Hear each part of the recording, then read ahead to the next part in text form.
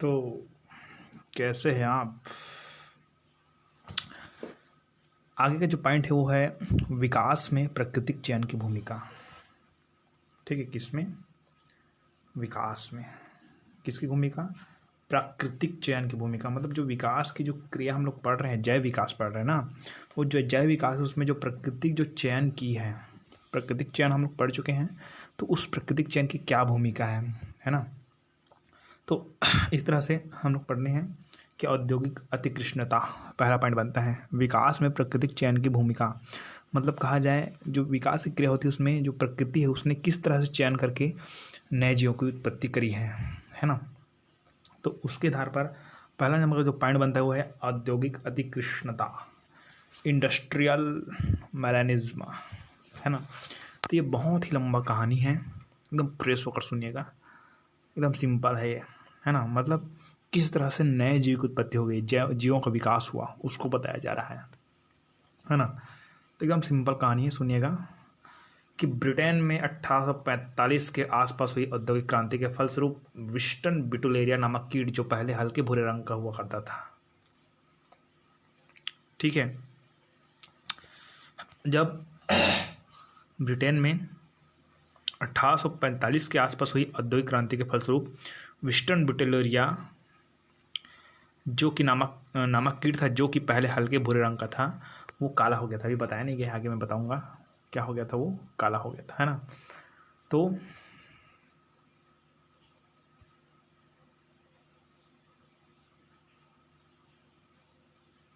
आपको शुरुआत यहाँ नहीं करना है, आपको शुरुआत कहाँ से करना उसको बता रहा हूँ, ठीक है।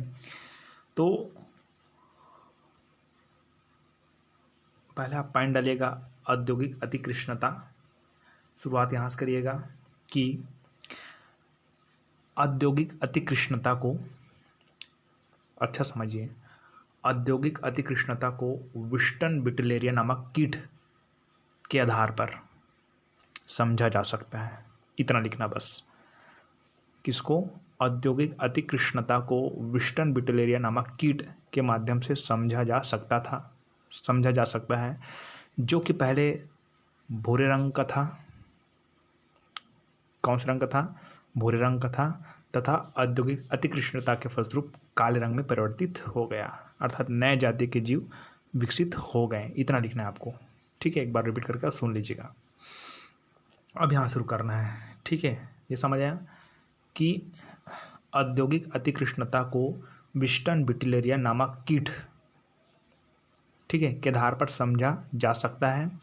सर्वप्रथम ये हल्के भूरे रंग के थे, ठीक है, जो कि औद्योगिक अतिकृष्णता के कारण काले हो गए। अब यहाँ शुरू करना है। उस समय के कोयले के अत्यधिक उपयोग के कारण, उस समय कोयले के अत्यधिक उपयोग के कारण निकलने वाले जो धूल के कण थे, उस धूल के कण के कारण उद्योगों के आसपास जो पेड़ पौधे थे वो तनों की सतह काली रहने लगी। देखिए, एक पेड़ है ऐसा, ठीक है, और पेड़ का जो तना है वो भूरा रहता है, तो उसमें पहले विस्टन बिटुलेरिया नामक का कीट रहता था भूरे कलर का, ठीक है। लेकिन क्या हुआ कि उस समय के कोयले के अत्यधिक उपयोग के कारण उससे निकलने वाले जो धूल के कण है, काला रंग का धूल कण निकलता था, उस धूल के कणों के कारण उद्योगों के आसपास के पेड़ के जो तने की सतह है वो क्या होने लगी? काली होने लगी। जो भूरा था वो क्या होने लगी? काली होने गई, ठीक है। यह कीट जो भूरे रंग का होता था, यह कीट जो भूरे रंग का होता था, प्रदूषण रहित स्थिति में तथा तथा तथा इसका तथा तने का रंग दोनों का लगभग समान था, ठीक है। मतलब ये कीट का रंग भूरा था और तने का रंग भी क्या था? भूरा था। मतलब प्रदूषण रहित स्थिति में विस्टन बिटुलेरिया तथा तने का रंग दोनों लगभग क्या था? समान था। अतः यहाँ छुप जाता था, भूरा में भूरा नहीं दिखता था, ठीक है। तथा कीट आसानी से इसे भक्षण नहीं कर पाते थे, है ना।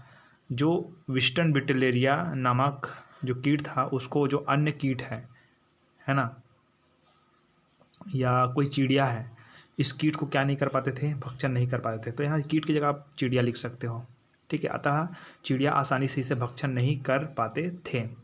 लेकिन तना के सतह के काले पड़ने पर, अब देखिए यहाँ पर उद्योग का उपयोग हुआ है, यहीं पर मैं पहले से बताया हूँ कि यहाँ पर उद्योग का आसपास के कारण, उद्योगों के उपयोग के कारण आसपास के जो पेड़ है उसका जो भूरा कलर है कौन सा कलर हो गया?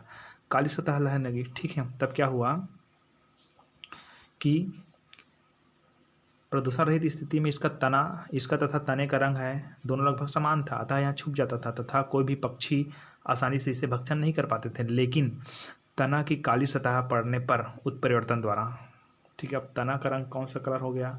काला रंग हो गया। पेड़ के तना का रंग कौन हो गया? काला रंग हो गया। अब पेड़ की तना की सतह के काले पड़ने पर उत्परिवर्तन द्वारा विस्टर्न बिटूरिया की भूरी प्रजातियों से एक काला कीट उत्पन्न हुआ। अब देखो, पेड़ का तना वो है, वो भूरा था, वो काला हो गया, तो जिसके फलस्वरूप ना जो कीट है उसको ना पक्षी लोग खा देते थे, खा डालते थे। तो खा डालते थे तो ना जो भूरा कीट है, विस्टर्न बिटूलेरिया है, वो धीरे धीरे मृत होने लगे, मतलब संख्या कम होने लगी। तो इसी के फलस्वरूप उसी भूरे विस्टर्न बिटूलेरिया से ना नए काले कीट उत्पन्न हो गए, ठीक है, क्योंकि तना का सतह का क्या हो गया था? भूरे से क्या हो गया था? काले, ठीक है। लेकिन तना की सतह के काले पड़ने पर उत्परिवर्तन द्वारा विस्टर्न बिटूलेरिया की भूरी प्रजातियों से एक काला कीट उत्पन्न हुआ। उससे प्रारंभ में कुछ कीट बने, अब एक काला बना तो दूसरा भी काला बना, तीसरा काला होते होते बहुत सारे और काले कीट बनने लगे, ठीक है। क्या हो रहा समझ आ रहा है ना? काले कीट बनने लगे। काले रंग के कारण ये कीट आसानी से दिखते नहीं थे। अब पेड़ का जो तना था वो काला हो गया था भूरा से, तो ये कीट है वो भी काला हो गया, जिसके फलस्वरूप वो आसानी से नहीं दिखते थे और भूरे रंग के कीट काली सतह पर सुपरिष्ट दिखते थे। और कुछ मात्रा में जो भूरे कीट बचे हुए थे ना, ठीक है, वो स्पष्ट दिखते थे। ऐसी स्थिति के कारण भूरे कीट को पक्षी आसानी से खा जाते थे। अब जितना भूरा दिखता था उसको खा देते थे, खा डालते थे, खा जाते थे। लेकिन जो काला था वो बच जाता था, जिसके कारण भूरे कीटों की संख्या कम होने लगी तथा काले कीटों की संख्या जो अपने काले रंग के कारण आसानी से नहीं दिखते थे उसकी संख्या क्या होने लगी? बढ़ने लगी, ठीक है। अब धीरे धीरे हौले धीरे धीरे काले कीट की संख्या बढ़ती गई तथा प्रकृति में इसकी उपस्थिति लगभग 90% हो गई, है ना। फिर ऐसा लगने लगा कि भूरा प्रजाति समाप्त हो जाएगी, लेकिन वैज्ञानिक उन्नति के कारण कालांतर में, मतलब ये सोचा गया कि जो काली कीट है वो विकसित होती गई और भूरा कीट है वो पूरा कंप्लीटली क्या हो जाएगी? समाप्त हो जाएगी, ठीक है। लेकिन कालांतर में कोयले के स्थान पर विद्युत तथा तेल ने ले ली। जैसे कि जो उद्योग था उस उद्योग में कोयले का यूज़ करता था, उस कोयले के स्थान पर विद्युत और तेल का उपयोग होने लगा। कोयले का स्थान विद्युत और तेल ले लिया। ईंधन की प्रकृति के बदलने से वातावरण में धुआं की मात्रा कम हो गई, काले रंग की मात्रा कम हो गई, ठीक है। तो हम लोग हरे रंग में चले जाते हैं, ठीक है। तो काले रंग की मात्रा कम हो गई, जिससे वृक्षों का रंग पुनः काले से भूरा होने लगा। अब देखिए, पहले भूरा था तो काला हो गया, अब काला से फिर क्या होने लगा? भूरा होने लगा तथा कई वर्षों पश्चात पूर्णतः भूरा दिखने लगा। इस तरह स्थिति काले कीट का अनुकूलन नहीं रही, मतलब काले कीट काले सतह पर नहीं दिखाई देते थे, लेकिन जो धूल ना होने के कारण जो पौधा है, जो पेड़ है, उसका तना भी क्या हो गया? भूरा हो गया। अब काले कीट वाले दिखने लगे, भूरे वाले छिपने लगे। इस तरह स्थिति में काले कीट का अनुकूलन नहीं रहेगी। आज की स्थिति में पूरे भूरे कीट की संख्या पुनः बढ़कर 70 फिर हो गया। अब काले कीट की संख्या क्या होती गई है? कम होती गई है, ठीक है, ओके, है ना, है ना। ये बात समझिए, आपको यहाँ तक लिखना आप लोग, है ना। धुएं की मात्रा कम हो गई, जिससे वृक्षों का रंग पूरा काले से भूरा हो गया तथा कई वर्षों पश्चात पूर्णतः भूरा दिखने लगा। इस तरह की स्थिति कीटों का अनुकूल नहीं बनी। इस तरह की स्थिति काले कीटों के अनुकूल नहीं रही। आज की स्थिति में भूरे कीट की संख्या कितना हो गई? 70% तक पहुँच गई है, ठीक है, ओके, यहाँ तक लिखना, है ना। अब यहाँ शुरू करना, आप इसको नहीं लिखना है बीच का। चूँकि त्वचा के अत्यधिक काला हो जाना औद्योगिक वातावरण के बनने के कारण निर्मित हुआ, इसलिए यह लक्षण औद्योगिक अतिकृष्णता के नाम से जानी जाती है, ठीक है।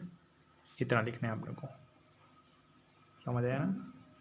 यहाँ लिखना कि चूँकि त्वचा के अत्यधिक काला हो जाना औद्योगिक वातावरण के बनने के कारण निर्मित हुआ, इसलिए यह लक्षण औद्योगिक अतिकृष्णता के नाम से जाना जाती है। बार बार सुनिएगा, ये रिपीट करिएगा, ये कहानी है ना।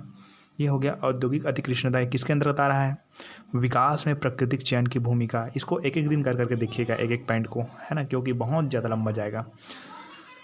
ये तो हो गया, है ना। अब औद्योगिक अतिकृष्णता किसका पॉइंट था?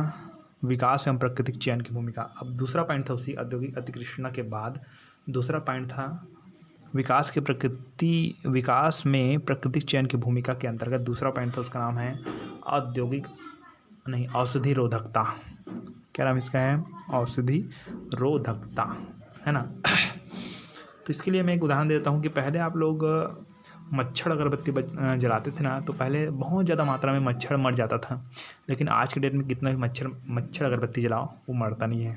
ये सब किसके कारण हुआ कि उस जो अभी जो नए मच्छर आ रहे हैं ना, उस नए मच्छर में ना वो जो पहले वाला जो कॉइल था उसके प्रति औषधि रोधकता निर्मित हो गई है। इसी कारण वो आज के डेट में ठीक से मर नहीं पाता है ना। इसी को समझना है औद्योगिक औषधि रोधकता में, ड्रग रेसिस्टेंस, है ना। तो चलिए एकदम कहानी है, एक दिन में एक ही टॉपिक देखिएगा आप, कोई दिक्कत नहीं। तो किसी औषधि के प्रति किसी जीव में अगर प्रतिरोधक स्थिति निर्मित हो जाती है, मान जाइए एक जीव है और इस जीव है बार बार उसी दवाई के ऊपर क्रिया कर रहे हैं, एक स्थिति ऐसी आती है कि ये उस दवाई का इस जीव पर कोई प्रभाव नहीं पड़ता है। मतलब क्या हो रहा है कि बार बार उस जीव को उस दवाई से मारा जा रहा है। एक स्थिति ऐसी आती है जिसके और जीव, बहुत सारे जीव हैं ऐसे, बहुत सारी जाति उसके, तो सब जाति ऐसा है कि कुछ मर रही है, कुछ बच रही है, कुछ मर रही है, कुछ बच रही है, ऐसे कुछ ऐसी जाति निर्मित हो जाती है जो उसके प्रति प्रतिरोधकता उत्पन्न कर देती है कि वो दवाई का बिल्कुल भी प्रभाव नहीं पड़ता है। एक स्थिति ऐसी आती है, ठीक है। तो यहाँ पर यही बोला जा रहा है कि किसी औषधि के प्रति किसी जीव में अगर प्रतिरोधक स्थिति निर्मित हो जाती है तो उसे औषधि रोधकता कहते हैं। वही बताया था मैं मच्छर के बारे में, वही समझना है आपको, ठीक है। तो औषधि रोधकता के कारण लक्षण का विकास होना प्राकृतिक वर्ण के अच्छे उदाहरण है। मतलब औषधि रोधकता हो जाती है ना, जिसके फलस्वरूप नए जीव उत्पन्न हो जाते हैं। अब देखिए इसको मैं बताता हूँ आपको कि मान लो जाए ये एक जीव है। अब ये जीव है, इसमें कोई दवाई बार बार दिया जा रहा है, तो ये जीव एक स्थिति में ऐसा होता है कि मर जाता है ना। दूसरे स्थिति में फीड दिया जाता है दूसरे जाति को। इसके बहुत सारे, एक ही जीव नहीं है ना हमारे प्रकृति में, बहुत सारे जीव है, तो उसके फीड दिया जाता है। ऐसे एक स्थिति आती है कि ये ना अपने स्वभाव को ही बदल देता है, ये जीव है अपना स्वभाव बदलता है, और ये जो दवाई दे रही है बार बार, ये दवाई के प्रति उसमें रोधकता उत्पन्न हो जाती है। तो नई जाति निर्मित हुआ ना, यहाँ पास क्या हुआ, नई जाति निर्मित हुआ, ठीक है। तो यहाँ तक क्लियर करिए। तो औषधि रोधकता के लक्षण के विकास को प्राकृतिक वर्ण के अच्छे उदाहरण के रूप में प्रस्तुत किया जा सकता है। इस क्रम में मच्छरों के उदाहरण को आसानी से उद्धृत किया जा सकता है ना। औषधि रोधकता बस आए 2 नंबर में, तो इतना परिभाषा बस लिखना। अगर पूरा आपको उदाहरण लिखना है, ठीक है, तो बड़ा क्वेश्चन के लिए, नहीं तो छोटा सा लिखना है औषधि रोधकता, है ना। अब इसमें बड़ा सा क्वेश्चन के लिए मान जब क्या हो रहा है उसको देखिए, है ना, इसको नॉर्मल समझना। इस क्रम में मच्छरों के उदाहरण को आसानी से उद्भव किया जा सकता है। इससे मनुष्य में मलेरिया, फाइलेरिया जैसी कई बीमारियां पैदा होती है मच्छरों के कारण, है ना। मच्छरों पर नियंत्रण कर बीमारियों को फैलाने में रोकने के सोच के साथ जब इन मच्छरों को मारने के लिए, है ना, तो इन सबको मत लिखना, इन सबको मत लिखना। आप कहाँ तक जाना कि प्राकृतिक वर्ण के अच्छे उदाहरण के रूप में प्रस्तुत किया जा सकता है, यहाँ तक लिखना। तथा इस क्रम में मच्छरों के उदाहरण को उद्भव किया जा सकता है, यहाँ तक लिखना, ठीक है। अब इसको पूरा कंप्लीट डेट, अब कहाँ से करना, यहाँ से करना। सर्वप्रथम रंग बदल दिया जाए, सर्वप्रथम DDT का प्रयोग किया, तो क्या पर सर्वप्रथम जस्ट सामने कर लेंगे, मच्छर लिख देंगे, यहाँ पर क्या लिख देंगे, मच्छर। तो मच्छर को मारने के लिए सर्वप्रथम, बात समझ आ रही है, मच्छरों को मारने के लिए सर्वप्रथम DDT का प्रयोग किया। ये दवाई है ना, DDT का प्रयोग किया, तब यहाँ बहुत अधिक प्रभावी रहा। मतलब मच्छर मर जाते थे, है ना। परिणाम स्वरूप अधिकांश मच्छर क्या हो जाते थे, मर जाते थे, है ना। लेकिन आजकल मच्छरों पर DDT निष्क्रिय हो गया है। इनके छिड़काव पर अब मच्छरों पर कोई प्रभाव नहीं पड़ता है, यही मैं बताया था आपको पहले। तथा इसकी संख्या में उत्तरोत्तर वृद्धि हो रही है। वैज्ञानिकों ने इसे प्राकृतिक वर्ण का सरल उदाहरण माना है, ठीक है। वैज्ञानिकों का मानना है कि मच्छरों का मूल प्राथमिक जनसंख्या में कुछ मच्छर ऐसे थे जिनके ऊपर DDT का प्रभाव नहीं पड़ता था। मतलब अधिकांश 90% मच्छर के ऊपर DDT का प्रभाव पड़ता था, इसलिए मर जाता था। लेकिन जो 10% ऐसे मच्छर थे जिस पर DDT का प्रभाव नहीं पड़ता था, ठीक है, DDT का प्रभाव नहीं पड़ता था, है ना। तो लेकिन उस समय DDT के प्रयोग न होने से इसकी पहचान नहीं हो पाई, है ना, क्योंकि इसे DDT के प्रति संवेदनशील मच्छरों की तुलना में कोई प्रमुखता नहीं मिली। मतलब ये हुआ कि जो छोटे जिसका DDT का प्रभाव नहीं पड़ता था उस मच्छर की जनसंख्या बहुत कम थी, इसलिए पता नहीं चला उस समय, ऐसा बोला जा रहा है ना। फिर भी हम बहुत अधिक कम संख्या में मूल जनसंख्या के साथ उपस्थित रहे, मतलब बहुत कम संख्या में थी वो छोटे मच्छर, फिर भी वो जो अधिक संख्या वाले थे अर्थात मूल जनसंख्या वाले के साथ क्या है उपस्थित रहे। जब डीडीटी का उपयोग भारी मात्रा में प्रारंभ हुआ, है ना, तो डीडीटी का उपयोग भारी मात्रा में प्रारंभ हुआ तब जो डीडीटी प्रतिरोधी प्रजातियों को लाभ पहुंचा, जिससे मतलब डीडीटी से जो मच्छर नहीं मरा उसको लाभ पहुंचा, क्योंकि डीडीटी प्रतिरोधकता क्षमता रहित मच्छर समाप्त हो गए। मतलब जो डीडीटी के प्रति प्रतिरोधकता क्षमता नहीं थी वो मच्छर क्या हो गए, समाप्त हुए। तो प्रतिरोधी जाति जो आरंभ में काफ़ी कम संख्या में उपलब्ध थे, जो प्रतिरोधी वाले थे ना वो कम संख्या में 10% थे, वो उनकी प्रतिरोधकता का लाभ मिला, जिससे जिंदा रही और पीढ़ी दर पीढ़ी संख्या में क्या होते गए, बढ़ते गए। ठीक है, इस स्थिति निर्मित होने के कारण मच्छरों की पूरी जनसंख्या प्राकृतिक वर्ण के कारण डीडीटी के प्रति क्या हो गई, प्रतिरोधित हो गई। मतलब जितने भी थे वो बाकी जो पिछले थे वो मर गए और जो बचा है वो डीडीटी के प्रति प्रतिरोधता फलता आज डीडीटी के छिड़काव का मच्छरों पर जनसंख्या पर कोई प्रभाव नहीं पड़ता है ना। सही मायने में जो डीडीटी है, सही मायने में जो डीडीटी है, डीडीटी प्रतिरोधी जाति तथा मूल जातियों से उत्परिवर्तन द्वारा उनके जीन पूल से परिवर्तन के कारण अपने समय उत्पन्न हुई थी। ठीक है, यह है औद्योगिक रोधकता। ठीक है ना। अब अपना लास्ट पॉइंट आता है वो है अनुहरण।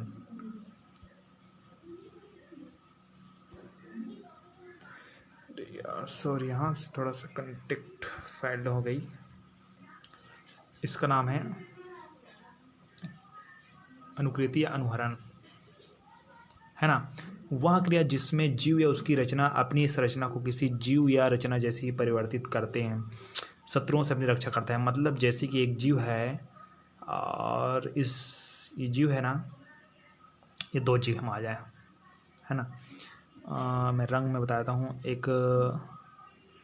एक रेड है और एक ब्लू है, नीला है ना। दो जीव हम आ जाए, है ना, ये समझ रही, दोनों ब्लू मत कर देना, ठीक है, उदाहरण को अच्छा समझिएगा। एक हरा है और एक नीला है मान लो जाए, ठीक है। एक जीव हरा है और एक क्या है, नीला है ना। अब समझना, एक हरा है, एक नीला है और एक यहाँ पर एक और जीव है, तीन जीव है। ये लाल रंग का जीव है ना वो हरा को मारता है, नीला को नहीं मारता है। अच्छा समझना, ये लाल जीव हरा को मारता है, नीला को नहीं मारता है। तब ये हरा क्या करता है कि अपना स्वरूप बदल देता है नीला में। अपना स्वरूप किसमें बदल देता है, नीला में। और अपना स्वरूप अगर नीला में बदल देता है तो ये जो लाल वाला है ये इसको भी नहीं मार पाता है। हरा था तो इसको मार पाता था, तो ये हरा ने अपना शरीर को बदल दिया नीले में। किसमें बदल दिया, नीले में। इसी कारण ये जो लाल वाला है नीले को नहीं मार पाता। मतलब डायरेक्टली का इनडायरेक्टली कहा जाए तो हरे को नहीं मार पा रहा है ये लाल वाला। मतलब ये जो हरा वाला है वो अपना रूप बदल दिया ना, यही तो क्या है, अनुहरण है। ठीक है। तो वह क्रिया जिसमें जीव या उसकी रचना अपनी संरचना को किसी जीव, अन्य जीव या रचना जैसी परिवर्तित करके शत्रुओं से अपनी रक्षा करता है, अनुकृति या अनुहरण कहलाती है। क्लियर हो गया, है ना। ये अनुहरण है, क्या है, मिमिक्री, दूसरा का कॉपी करना, मिमिक्री कहते हैं। ठीक है। अनुकृति या अनुहरण प्राकृतिक चयन का अच्छा उदाहरण माना जाता है ना। यह बाह्य लक्षण या आंतरिक लक्षणों में से किसी में भी हो सकता है, या तो बाह्य लक्षण को भी बोल सकते हैं या आंतरिक लक्षण को भी बोल सकते हैं। ठीक है।